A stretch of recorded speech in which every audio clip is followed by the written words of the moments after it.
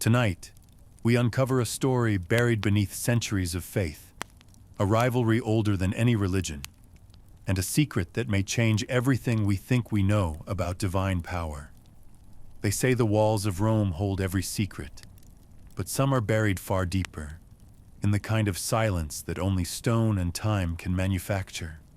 where the air itself tastes of old parchment and the faint metallic tang of ancient ink, and where you, yes, you, lying there in the comfort of your bed, are about to descend into a mystery so strange that, frankly, you probably won't survive this, at least not without questioning a few things you thought were settled. So, before you get comfortable, take a moment to like the video and subscribe, but only if you genuinely enjoy what I do here, and maybe drop a comment telling me where you are right now and what time it is where you're listening. Because I always find it fascinating to imagine some of you in morning sunlight while others are deep in the 3 a.m. shadows, all of us connected by this odd little thread of curiosity. Now, dim the lights, maybe turn on a fan for that soft background hum, and let's ease into tonight's journey together, down into the Vatican Secret Archives, though they rebranded to the Vatican Apostolic Archives in 2019, perhaps because secret sounded a bit too much like a Dan Brown novel waiting to happen, where in 1998, a junior archivist named Father Domenico Carta was cataloging a section that hadn't been properly indexed since the pontificate of Clement VIII, which is to say since around the year 1600, when the world still believed in a very literal, very geographical hell. You walk with him now, in your mind's eye, your footsteps echoing softly on floors worn smooth by centuries of scholarly sandals, the scent of old leather bindings mixing with that particular mustiness that only comes from paper aging in near-perfect humidity control, and you feel the weight of the silence, broken only by the whisper of your own breathing and the faint rustle of Father Carta's cassock as he moves between the towering shelves. He's not looking for anything in particular, just doing the tedious work of matching inventory numbers to physical documents, a task so mind-numbing that you'd think it would be assigned to someone lower in the ecclesiastical food chain. But the Vatican works in mysterious ways, much like its theology. Then his fingers brush against a leather tube, cylindrical and sealed with wax that bears no official papal seal, just a strange symbol that looks vaguely like a compass rose melting into a spiral, and something about it makes the hair on the back of his neck stand up in that way that tells you your body knows something your brain hasn't figured out yet. The tube is heavy, denser than it should be, and when he carefully breaks the brittle wax, hearing it crack with a sound like thin ice over a winter puddle, and slides out the contents, he finds himself staring at a map, but not any map he's ever seen in his 2 decades of archival work.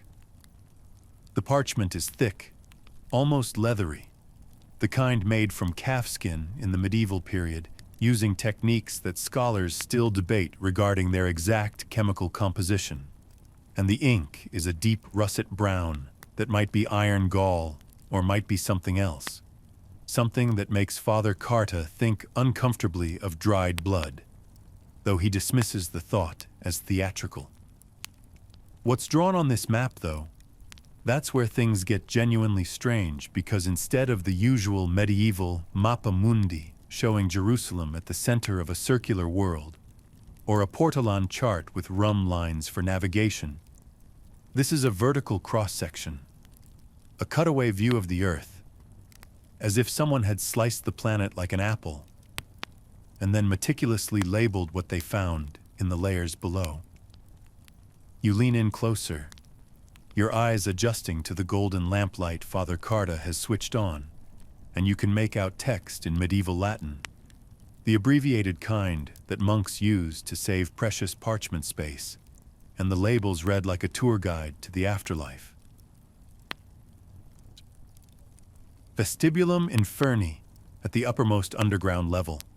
then descending through Limbus, Luxuria, Gula, and onward through all the classical circles, each one marked with geographical coordinates, latitude and longitude expressed in the medieval degree system that wouldn't become standardized until the work of Ptolemy was rediscovered in the 15th century, which raises the immediate question of how a map that appears to date from the 1300s based on its calligraphic style could use a coordinate system that shouldn't exist yet. A question that makes Father Carta sit down heavily in the nearest chair, which creaks alarmingly under his weight. Now here's where we need to sprinkle in a bit of mainstream history to ground ourselves. Dante Alighieri completed his Divine Comedy around 1320, and his vision of hell as a structured, nine-circled funnel descending toward the center of the earth became the definitive Western image of the underworld, influencing everything from medieval art to modern video games. And while Dante claimed his journey was a poetic vision, he described the geography with such precise detail that Renaissance scholars actually tried to calculate the dimensions of his Inferno, with one enthusiast, Antonio Manetti, in the 1430s, determining that Satan himself must be approximately 2,000 arm-lengths tall, which is either impressively nerdy or deeply concerning depending on your perspective. But this map that Father Carta holds, this appears to predate even Dante's earliest drafts. Or perhaps, and this is where his hands start to tremble just slightly, it might be the source that Dante himself consulted, the original blueprint from which all that poetic geography was drawn. You can almost hear the gears turning in the good father's head, that mixture of scholarly excitement and religious apprehension. Because if this map is real, if it was actually used by Dante or his contemporaries, then it suggests they believed hell had actual physical coordinates, that you could theoretically dig down at specific latitudes and longitudes and find the vestibule, the ferry crossing the Acheron, the Wood of the Suicides, all of it laid out like subway stops on an infernal metro line. The quirky historical tidbit here, and oh, you're going to enjoy this one, is that in 1345, just 25 years after Dante's death,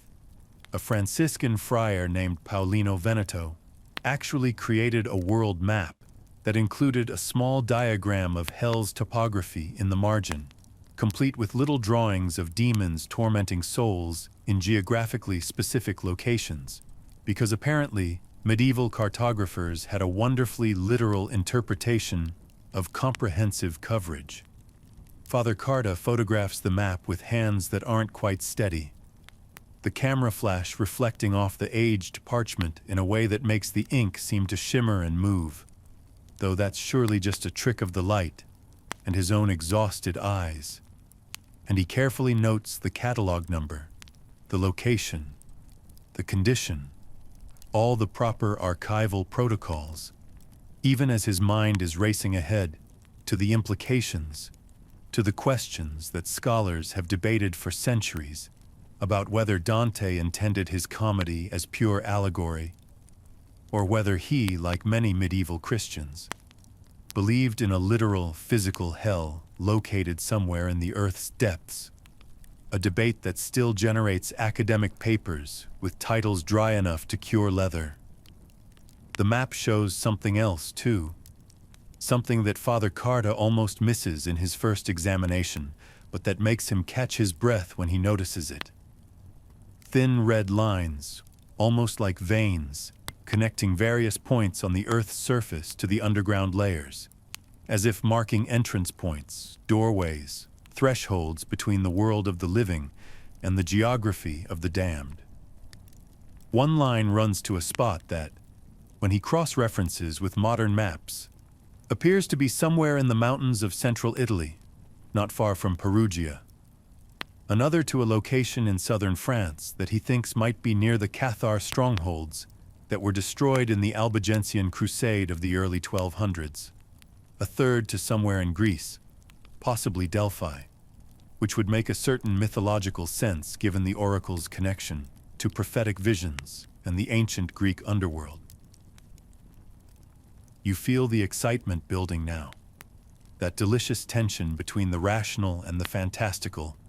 because part of you knows this is probably just an elaborate medieval thought experiment some monk's theological cartography project that never meant to suggest you could actually pack a lunch and take a day trip to the outer circles of hell. But another part of you, the part that loves a good mystery,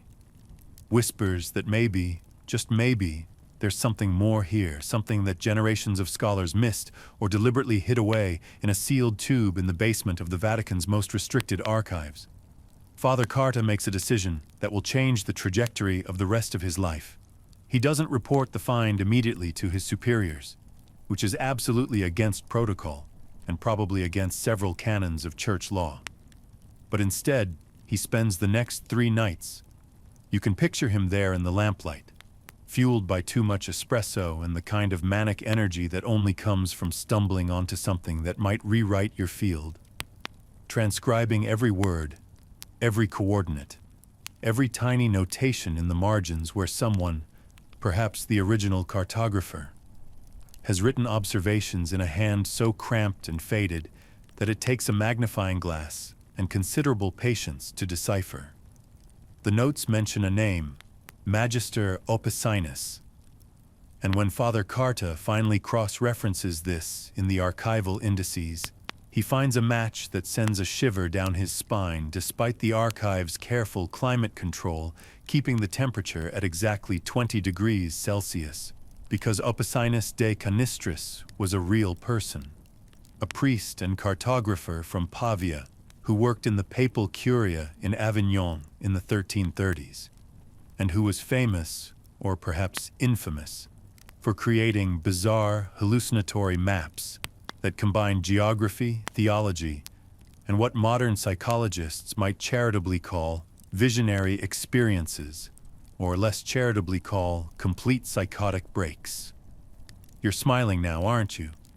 Because of course the map of hell was drawn by a guy who medieval records delicately describe as having suffered from illness of the mind that caused him to see sacred visions in geographical forms. Because if there's one thing history teaches us, it's that the most interesting documents are rarely produced by the most stable individuals. The more Father Carta reads about Oppicinus, the more fascinated and unsettled he becomes. Here was a man who drew maps of the Mediterranean, where the coastlines formed the bodies of saints and sinners,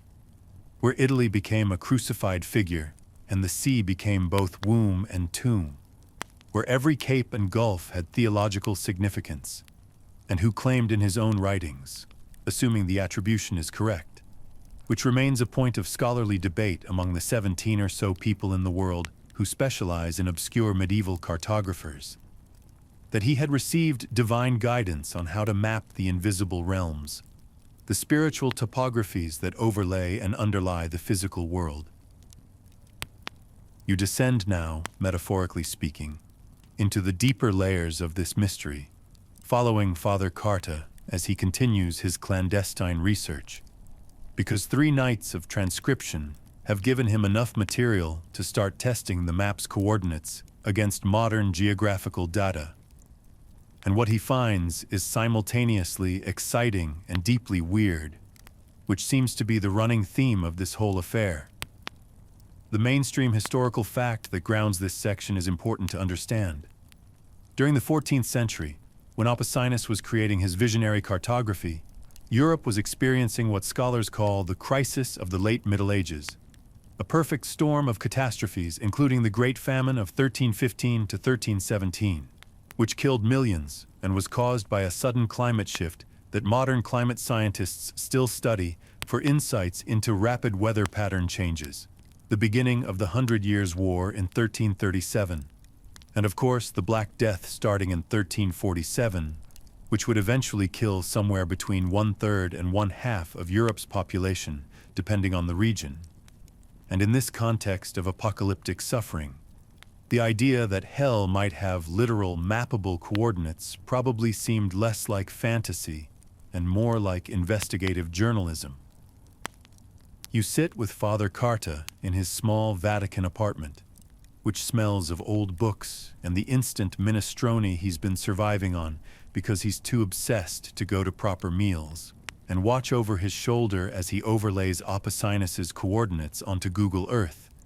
which is either the best or worst use of 21st century technology depending on your perspective. And the first thing that becomes clear is that the coordinates, when converted from the medieval system to modern latitude and longitude, point to real places, not random spots in the ocean or the middle of empty fields, but locations that have their own strange histories. The first marker, the one labeled vestibulum, the vestibule of hell where, according to Dante, the souls of the uncommitted reside,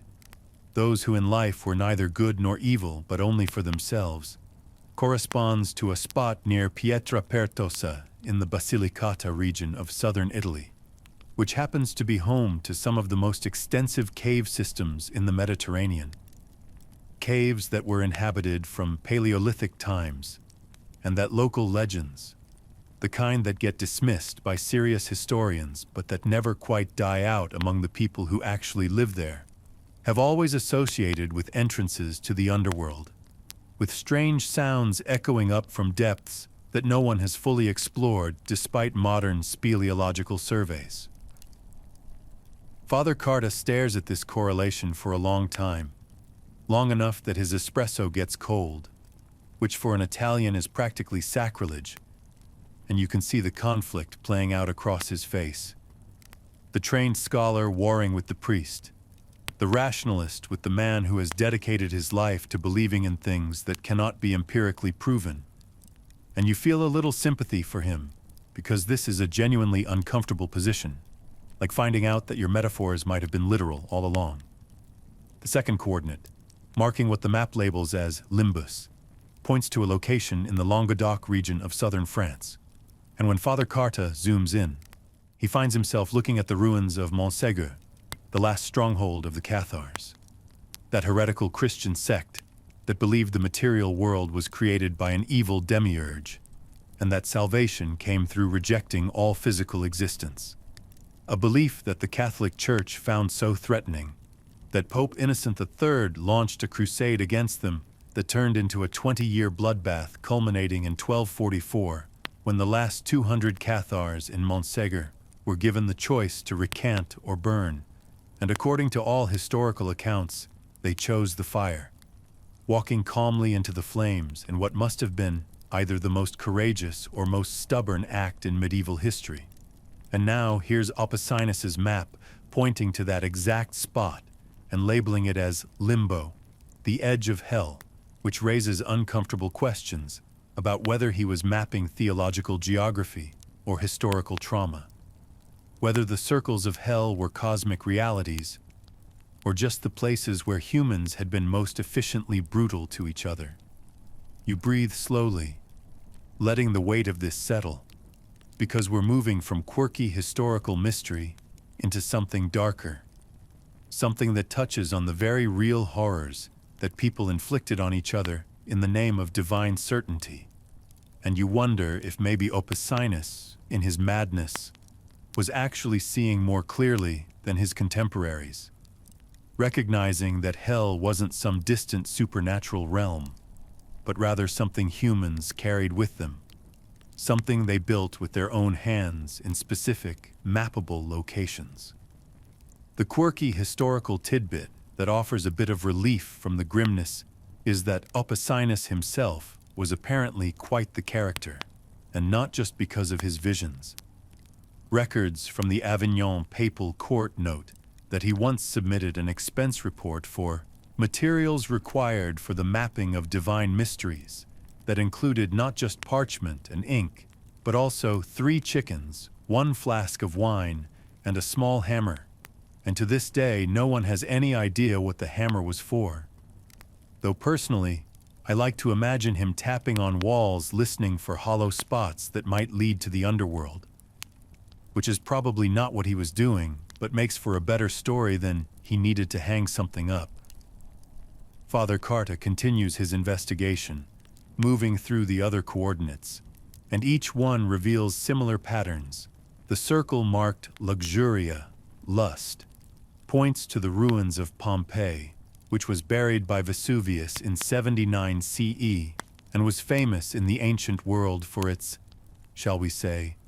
enthusiastically decorated brothels and homes featuring frescoes that would make a modern art censor blush, and which medieval Christians definitely viewed as a city punished by God for its licentiousness, even though the actual Romans who died there were just people living their lives who happened to be in the wrong place when a volcano decided to have opinions. This is where we hit that lovely phrase that signals scholarly debate. Historians remain divided on the question of whether Dante ever traveled outside of Italy, with some pointing to detailed descriptions in the comedy that suggest first-hand knowledge of French and German territories, while others argue that a poet of his caliber could easily construct convincing details from second-hand accounts and imagination. A debate that has filled more academic journals than you'd think possible for the question of one medieval guy's travel itinerary. Father Carta realizes he needs help, that this is beyond his expertise and possibly beyond his pay grade in terms of ecclesiastical politics. So he reaches out to an old colleague, Dr. Elena Rossi, a professor of medieval history at the University of Bologna, who specializes in cartographic history and who has the kind of razor-sharp skepticism that he hopes will either confirm his findings or talk him down from what might be a complete mental spiral. You sit in the cafe where they meet, in the soft amber light of a Roman afternoon,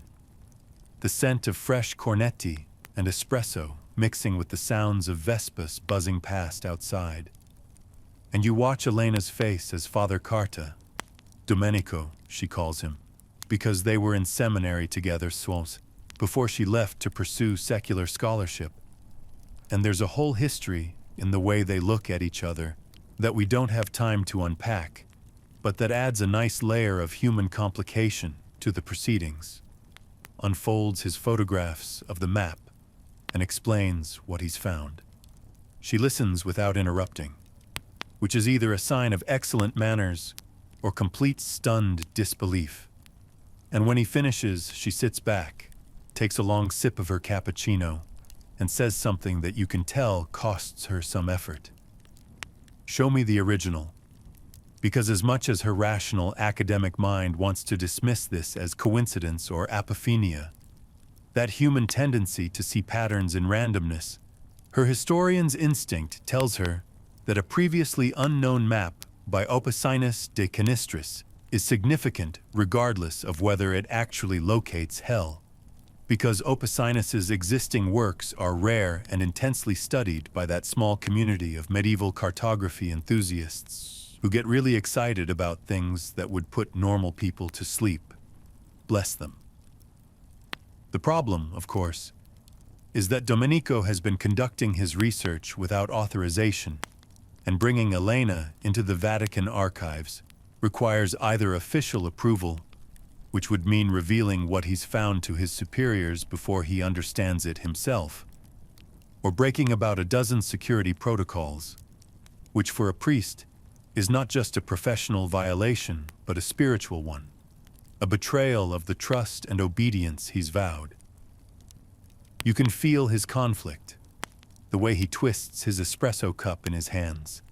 and you understand that this is the moment where the story pivots, where intellectual curiosity collides with institutional loyalty, and you're not entirely sure which way you want him to jump,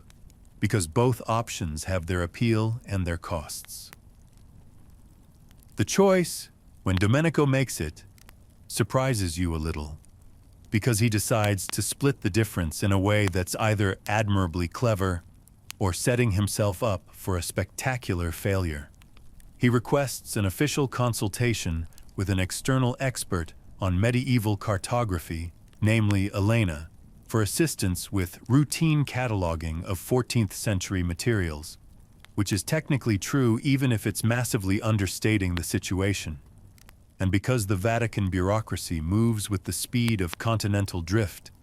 and doesn't really pay attention to junior archivists' routine requests,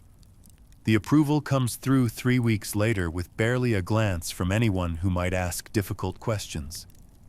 which tells you something about how even the most secretive institutions in the world are still run by humans who are mostly just trying to get through their paperwork and go home.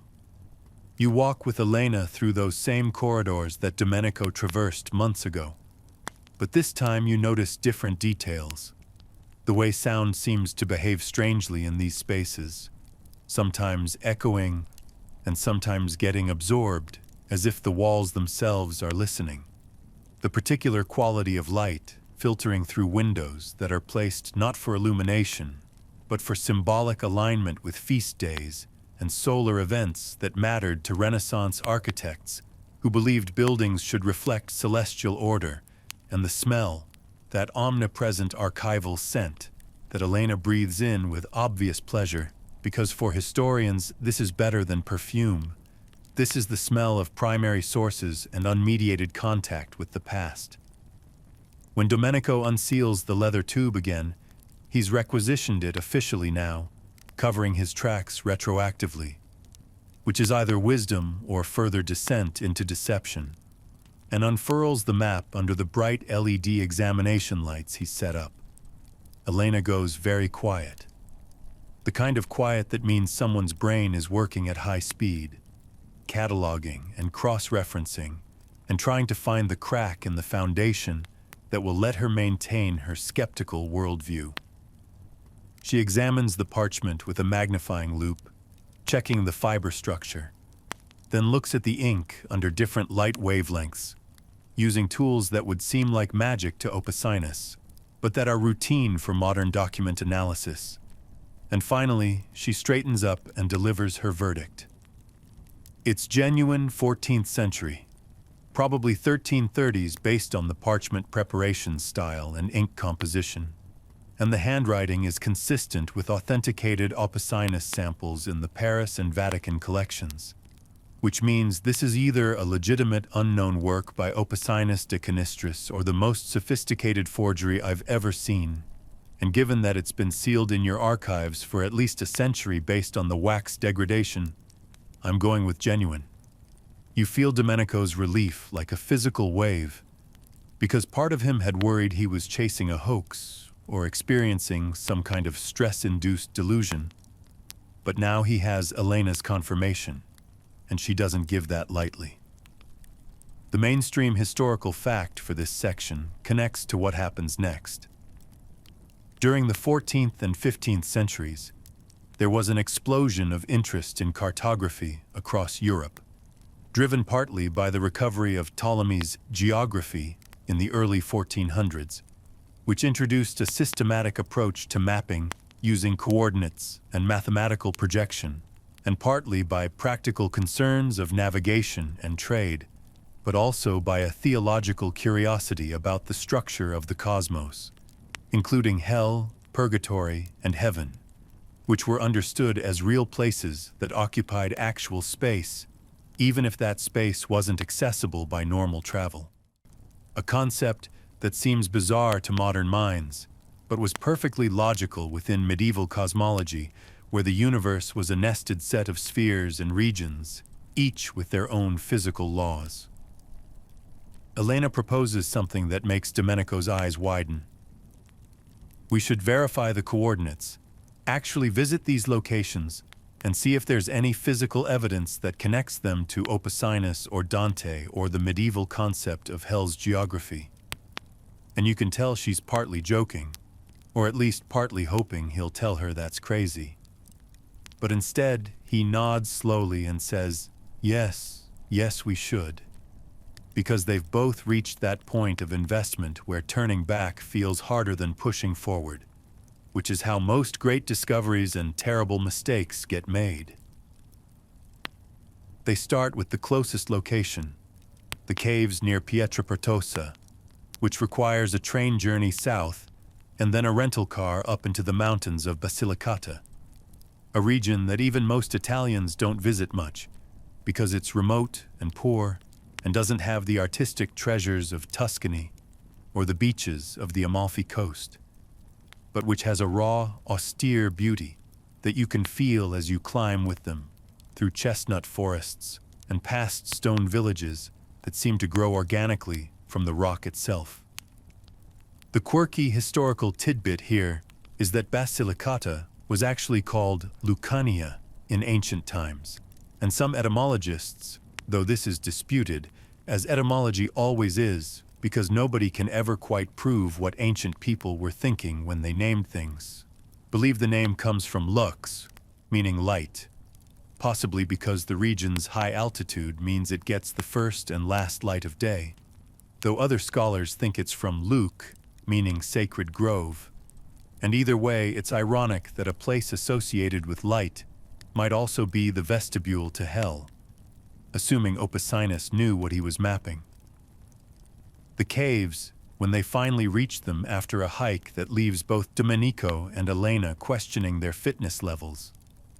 There's something humanizing about watching serious scholars get winded on steep trails, reminding you that the life of the mind doesn't necessarily prepare you for the life of the body, are impressive in that way that natural formations often are. Vast openings in the limestone that exhale cool air even in the summer heat, and local guides, the kind of weather-beaten men who know the mountains like their own hands, confirm that yes, the caves go deep, deeper than anyone has fully explored, and yes, there are stories, always stories, about strange sounds and disappearances, and the sense that something down there is aware of you, though they laugh when they say this. The kind of laugh that suggests they're not entirely joking. Domenico and Elena descend into the upper chambers with flashlights and the guide's tolerant supervision, and you descend with them, feeling the temperature drop, the air becoming dense and mineral-rich, smelling of wet stone and thyme, and your flashlight beam picks out formations that could be natural calcite deposits, or could be, if you squint and let your imagination run, the remnants of carved symbols, geometric patterns that repeat in ways that seem too regular for random erosion. Elena photographs everything with the systematic thoroughness of a trained academic, while Domenico moves more slowly, running his hands over the stone in a way that's almost tender, and you realize he's praying quietly, not out of fear, but out of a kind of wonder. Because whether or not this is actually the vestibule of hell, it's certainly a threshold place, a boundary between the surface world and the deep earth, between light and darkness.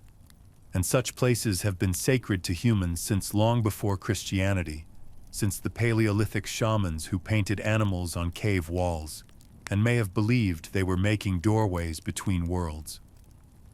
They find something, wedged in a crack in the rock about 40 meters into the cave system. A small carved stone, no bigger than a walnut, made from a different type of rock than the surrounding limestone, and incised with a symbol that makes Elena catch her breath, because she recognizes it from medieval manuscripts, the sign called Sigillum Inferni, the seal of hell. A circle bisected by 3 lines that some demonology texts claimed was used to mark boundaries and bindings, though scholars debate whether these grimoires represented actual magical practices or were just theological speculation and creative writing exercises by monks who'd read too much and had too little supervision. The stone could be anything, could be from any period, could be completely unrelated to their quest. But the fact that it's here, at the coordinates marked on Oppicinus's map, makes it evidence of something, even if they're not sure what. You watch them emerge from the cave into the shocking brightness of the afternoon sun, blinking and disoriented, and you feel what they feel. A mixture of excitement and uncertainty. The sense of being on the trail of something real, but not knowing what real means in this context, whether they're uncovering history or creating a narrative that they want to be true. They visit 2 more sites over the following weeks, traveling in their spare time like the world's most unusual tourists. Montségur in France, where they hike up to the ruins and find nothing conclusive except the overwhelming sadness that seems to permeate the place. which could be the weight of the Cathar martyr's memory or could just be the natural melancholy that ancient ruins invoke. And then the location in Bavaria, which turns out to be a site where the medieval monastery once stood, but which is now a completely mundane beer garden. Because Germany's approach to history is apparently, yes, terrible things happened here, now have a schnitzel, which is honestly not the worst philosophy. At each location they find small things, ambiguous things. A fragment of carved stone at Montségur that might be medieval or might be from the 19th century restoration work. Some unusually deep cellars at the Bavarian site that the current owner mentions were always there, and that his grandfather claimed connected to old monk tunnels, though he's never explored them fully because, and I quote, "There are enough problems above ground without looking for them below." The pattern that emerges isn't proof, not in the scientific sense, but it's suggestive, a constellation of oddities that makes it hard to dismiss the map as pure fantasy. And Elena, trained skeptic though she is, admits over dinner one evening in a small Tuscan trattoria where the house wine is questionable but the pasta is transcendent, that she can't fully explain the correlations, that the probability of Oppicinus randomly placing his hell coordinates on spots that all have genuine historical or geological significance related to the relevant sins seems lower than she'd like, which for an academic is basically an admission that something weird is going on. You return with them to Rome, to the Vatican archives, where the map waits in its climate-controlled security, and you sense that we're approaching the end of this journey. The point where stories either resolve into clear conclusions or dissolve into the more honest ambiguity that most real mysteries deserve. And you settle deeper into your pillow, feeling the comfortable weight of your blanket, hearing the soft hum of your fan or air conditioner, or the distant sounds of night outside your window. Whatever soundscape accompanies you in this quiet hour. Domenico and Elena have been working on translating the marginalia, those tiny, cramped notes that Oppicinus left around the edges of his map. And what they find there is both illuminating and unsettling. Because Oppicinus writes, if they're reading his medieval Latin correctly, and there's always uncertainty with abbreviations and idiosyncratic spelling, about how the map came to him in a vision during his illness, how he saw the earth as a living body and hell not as a separate realm, but as a kind of spiritual geology, layers of consciousness and consequence that exist simultaneously with ordinary geography, so that every place is both itself and a symbol of itself, both Rome and the idea of Rome, both a cave and the archetype of all caves as thresholds to the unconscious. The mainstream historical fact that helps contextualize this is important. Medieval and Renaissance thinkers operated with what scholars call symbolic realism, the belief that symbols and material objects were not separate categories, but rather different aspects of the same reality, so that a rose could be simultaneously a flower and the Virgin Mary and divine love all at once, without contradiction, a worldview that modern rationalism has largely discarded, but that actually offers a fascinating solution to the mind-body problem and other philosophical puzzles that we haven't solved with our supposedly more sophisticated frameworks. Through this lens, Oppicinus's map isn't claiming that hell exists at specific coordinates in a literal sense, but rather that certain locations embody the spiritual qualities of hell's circles so perfectly that they are, in a sense, those circles made manifest in the physical world, that geography and theology collapse into each other at these points. You think about this as you breathe slowly, evenly, and it makes a strange kind of sense. The way dreams make sense while you're having them, the way symbols sometimes communicate truths that literal language can't quite capture. Elena writes a paper about the map, carefully phrased to avoid the most controversial implications. focusing on Oppicinus's cartographic techniques and the historical context of his work. And it gets published in a respected journal of medieval studies, where it causes a minor stir among the relevant specialists, but doesn't exactly make headlines, because even in the academic world, people are more comfortable with mysteries that stay safely historical than with ones that might suggest the boundaries between myth and reality are more permeable than we'd like to think. Domenico keeps the map in the archives, properly catalogued now, available to scholars who request it. And over the years, a few do, writing their own papers that debate the significance, the accuracy of the coordinates, the question of whether Oppicinus influenced Dante, or vice versa, or whether they both drew on an older tradition that we've lost. All the usual scholarly debates that circle around certainty without ever quite landing on it. Because that's what scholarship often is. A conversation across time that values precision of question over finality of answer. The quirky historical tidbit that brings us toward closure is that in 2003, a team of Italian engineers and Dante scholars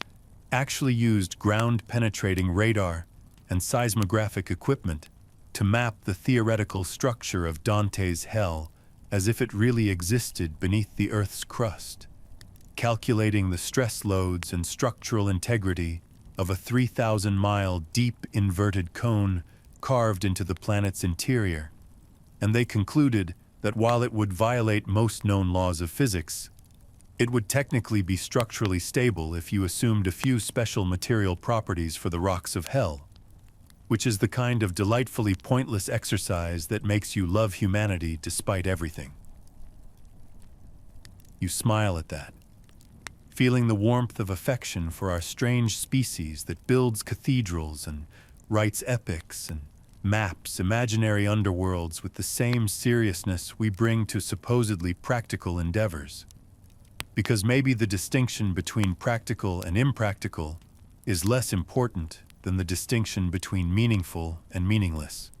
And a map of hell, whether literal or symbolic, tells us something meaningful about how humans understand consequence, geography, narrative, and the landscape of our own souls. There's a final scene, taking place years after the discovery, where Domenico, no longer a junior archivist but now a senior scholar in his own right, gives a tour of the archives to a group of visiting academics, and when they pass the shelf where Oppicinus's map resides, he pauses and tells them about it. And one of the visitors, a young professor with that eager intensity that reminds Domenico of his younger self, asks, "Do you think it's real then?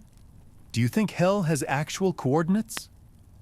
And Domenico smiles in a way that suggests he's thought about this question every day for the past decade, and still doesn't have an answer that satisfies him. And he says something like, "I think Oppicinus mapped something real, but what we call real is a bigger category than we usually admit. And maybe the question isn't whether hell exists at these coordinates, but whether these coordinates exist in hell. Whether every place that humans have made hellish for each other becomes part of that infernal geography, linked across time and space by the common thread of suffering and the stubbornness of memory, which is either profound or pretentious depending on your mood." And the students nod thoughtfully and move on to the next shelf, to the next mystery, because the archives are full of them, full of questions that don't resolve and documents that whisper rather than shout their secrets. You lie there now, the story winding down like a music box running out of tension, and you think about all the maps we carry, the internal geographies we navigate,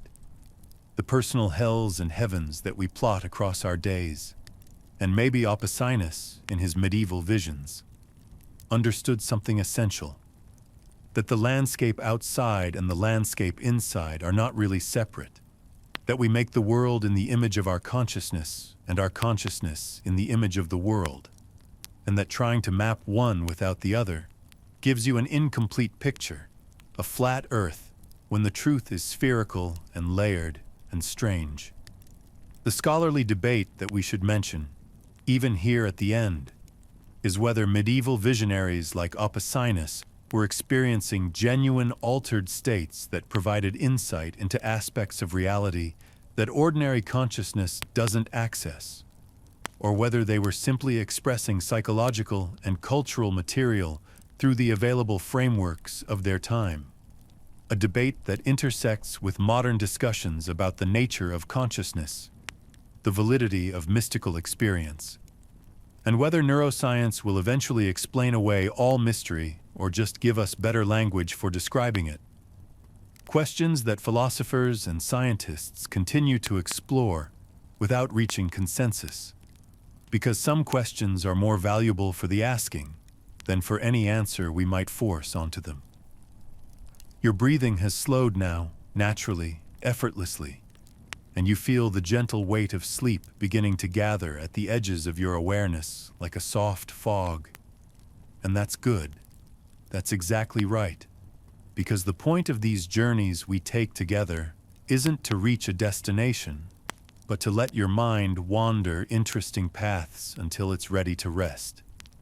And whether hell has coordinates, or whether Oppicinus was mapping the geography of trauma, or whether it's all just stories we tell to make sense of suffering and consequence, the truth is that you're here, safe in your bed, in your own coordinates on this turning earth,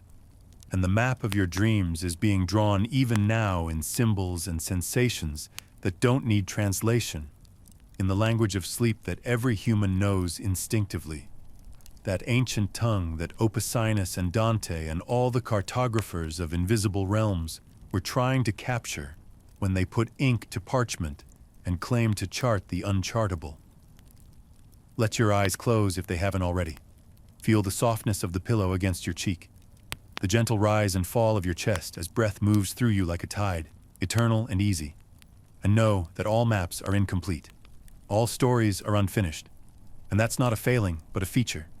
An invitation to add your own experience to the great collective mapping of what it means to be conscious in a mysterious universe.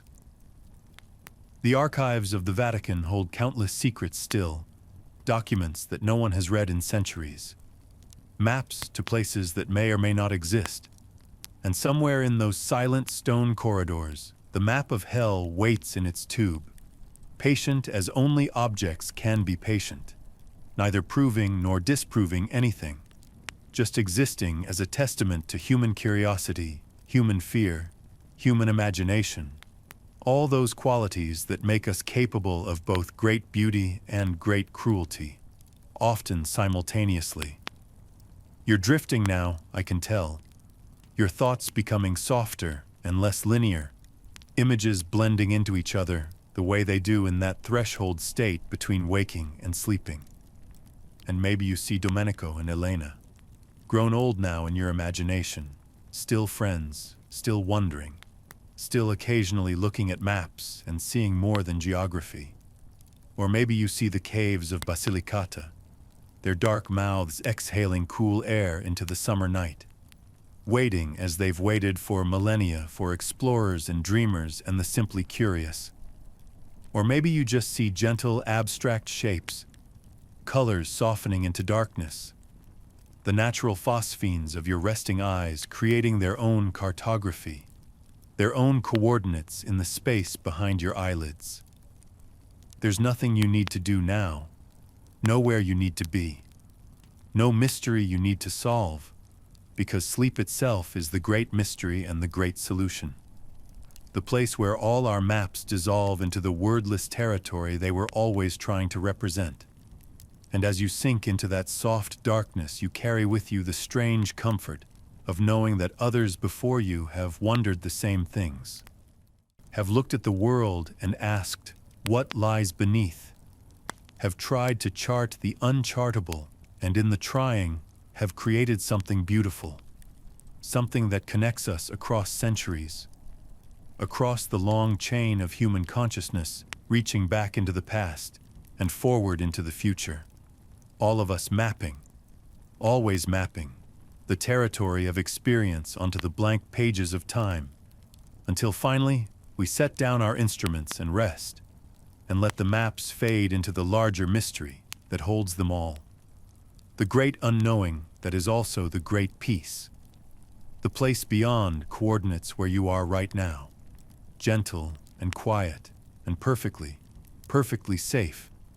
And if in your dreams tonight you find yourself walking through ancient corridors or standing at the mouth of deep caves or looking at maps drawn in languages you almost understand,